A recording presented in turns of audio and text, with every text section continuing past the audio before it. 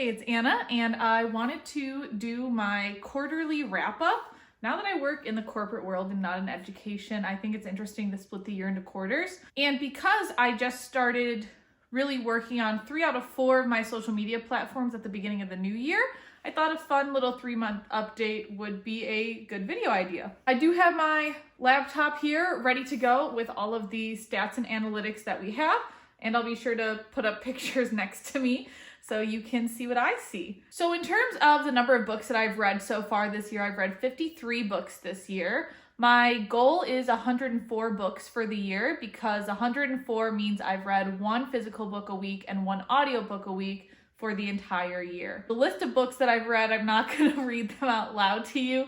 I'll put next to me and scroll through them slowly so you can pause if you're interested. But I'm happy with the selection of books that I've read this year. I feel like I'm trying to diversify my reading, not only in terms of the type of author that I'm reading, but also in terms of genre, length, and whatnot. So I feel like I've been doing a pretty decent job at that this year. These initial graphs are from the spreadsheet that I have for tracking. So as you can see, 53 books for this year, 7,716 pages read, and then a total of 312 hours of audiobooks listened. So my best reading month was January, February was less, and then March was somewhat on track with January. I'm really interested to see where the rest of these go for the rest of the year. I feel like my June one will be my worst year. I'm calling it right now because I feel like June is the busiest month I have all year. In terms of rating, I definitely feel like I'm one of those nicer raters where I go into a book thinking every book has the potential to be a 5-star. And then if I see something that I don't like, that I don't resonate with, then I start taking off stars. You can see my ratings graph here. The average is a 4.02. I've only had one 1-star book so far, and I have not DNF'd a book yet. So again, I feel like I am enjoying a lot of the books that I'm exploring, which I feel like makes the most sense. In terms of format, I definitely listen to audiobooks the most. I've done quite a bit of traveling this year, so it makes sense that I'm listening to audiobooks while I travel, and I think that's going to continue for the rest of the year because I can't read a physical book while I'm driving between states. There are a bunch of graphs that I will just quickly, scroll through on the screen next to me because I don't, think that the graphs are fully accurate. Like the yes/no graph, the colors are switched. The one graph that I thought was really interesting for me is how many new releases I've read, because I didn't get into reading ARCs until I would say October, November of last year. And so I'm really happy with how many ARCs I've had and that I've been able to read and experience and share with people. So that was the most interesting graph for me. So again, breaking it down by month, we have January, and I really like that you can see all of this in this spreadsheet. It's by MS Guys, who's on TikTok. So we have what my highest reads were and all of the other stats related to that. Then we have February, which I did not read any ebooks for, and I'm trying to do 1 ebook a month through NetGalley at least. And then March, again, we have the 1 ebook. So I'm really trying to hopefully increase that number, especially in April. I really want to try to at least get 2 ebooks, maybe more. I don't have a Kindle, so I just read everything on my phone. So overall, I feel like my reading has been pretty good, definitely over what I initially anticipated, and I am really proud of myself for that. Next, I want to get into all the forms of my social media, starting with the worst to the best. Sorry, I shouldn't laugh at myself. So I'm going to pull out my phone because I took screenshots on the 1st. I'm filming this on the 2nd of April, so I wanted to have accurate stats to share. So let's talk about Twitter. I am terrible at Twitter. So when Twitter first released, it was when I was in middle school, getting into high school, everything like that. Same, around the time Facebook was coming up too. And I never got into Twitter. I don't know why. It just never has been my platform. I made one because, I wanted to. I've tweeted every day, at least 1 tweet with a picture, and I just don't think that's the format that Twitter is. So one of my goals for the next few months is to try to get better at Twitter, but I don't know. I feel like I'm definitely better at video content. because as you can see, I only have 8 followers on Twitter.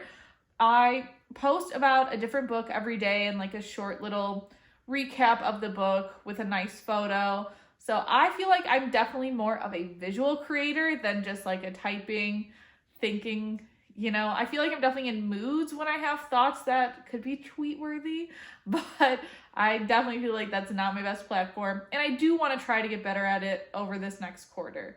So maybe trying to double my followers to 16, we'll see. Okay, and then my second worst platform, and I am going based off of this just by feeling between my second worst platform and my second best platform, I feel like is Instagram. Again, Instagram, I know a lot of people are like, oh, they're pushing reels, they're not pushing reels, blah, blah, blah. I don't really know. And maybe this is just me and my mind, but I feel like on each social media platform, I have to try to offer something different. I can't just do the same things across all platforms. I'm sure one of those social media coaches is going to be like, you can just repurpose your content, blah, blah, blah. But for me, I don't understand why I would follow somebody on TikTok and Instagram if I'm just seeing the same thing. So one thing that I do want to try to take advantage of more on Instagram is utilizing the stories feature, and maybe that will hopefully make me more creative. I have 95 followers and I have 50 folks that I'm following. I think I want to increase that following number to all of the authors that I really like and try to keep up with them. I just don't scroll on Instagram that much. That's not where I find my entertainment. So it's hard for me to find, you know, folks to follow there. So I think I really want to focus on this being like a Bookstagram account, following authors, things like that. But it's just also never been like my best platform, I would say. I am reaching different accounts. I, again, don't fully know how to use Instagram and whatnot. So I think maybe making some reels for Instagram or maybe even repurposing older TikToks might be something to look at. But I do want to get over 100 followers by the next video. Hey, that's only 5 away. I feel like that's a pretty decent goal.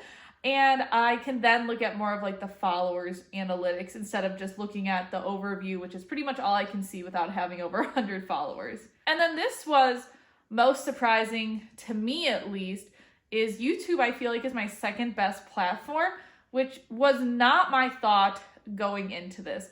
Like I had goals for how many followers I wanted to reach by the end of the year.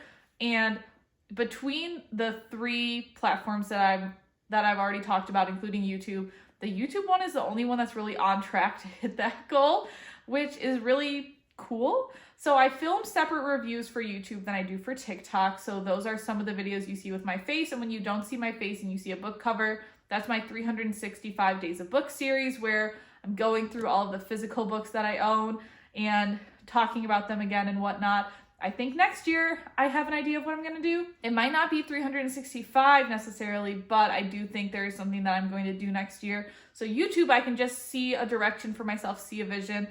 I really like that. I feel like I'm having the most fun with YouTube, and I feel like I'm finding other people that are also having fun with me. Also, I do really like their analytics page, and at least for me, this is the craziest part to think about, is that there have been over 20,000 views on YouTube, which I feel like that's pretty good for not fully knowing what I'm doing and doing it for fun and exploring this longer form content. My views versus watch time, that's fine, but still over 100 hours of watch time, that makes me so happy. Of course, I am honestly shocked with the subscriber numbers. I am interested to see if my YouTube subscribers will ever pass my Instagram subscribers. It's definitely already blown Twitter out of the water, which I just think is so funny. But I am, hopeful to keep going with the series and maybe get more creative with some other YouTube shorts similar to what I want to do with Reels for this upcoming quarter. And then lastly, we have my TikTok page, which is by far my best social media page. The one thing across all my social media platforms is you see I have what I'm currently reading, what I'm currently listening to. Those aren't accurate, so I really want to make those more accurate during the year. I did have one video that is continuing to get views, continuing to have traction.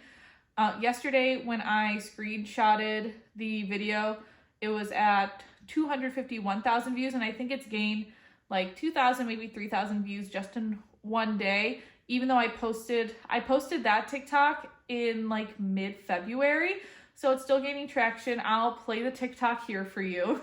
If you read a book a week, this is what a 1-year physical TBR would look like. And this is what a 3-year TBR looks like.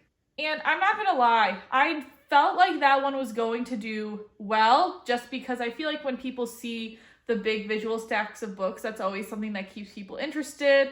And I do like how my bookshelf looks. I think it looks nice and appealing and has some of those, book talk titles that you see on it. I didn't think it was gonna do this well though. I was thinking it was gonna get maybe like 50,000 views, and I was really excited for that. So I definitely still don't understand how to go viral. I'm still definitely just making TikToks based off of sounds that I like, or reviews, or wrap-up videos. Those are definitely my main types of content. And again, I feel like TikTok is the one where I would like to grow it to 10,000 solely because of the playlist feature and for my organizational needs is why I would want to grow it. After 10,000, not really sure. I feel like it would go back to having more fun because right now I do feel like I put a lot of pressure on myself to post 4 times a day on TikTok because I've posted every day 4 times a day since making the account in October of 2022. So there have been a lot of videos on my page. In terms of total views as of early yesterday morning, I didn't make a hashtag until I think midway through December is when I made my own hashtag, and that hashtag had 761,000 views. I did have a video go viral for opening my book advent calendar that had 120,000 views. So I feel like I'm getting close to 1 million views on TikTok total, which is also really exciting.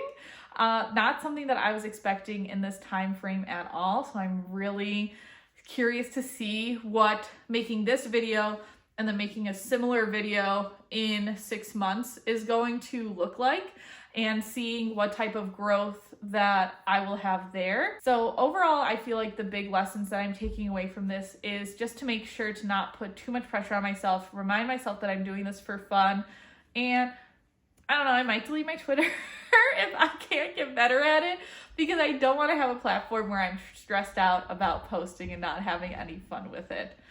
So this has been my Q1 2023 quarterly wrap up. Let me know if you liked more of this sit down talking style video just about books and analytics. I feel like it's always something that's interested to me, and I am curious to see what's going to happen over the next 3 months.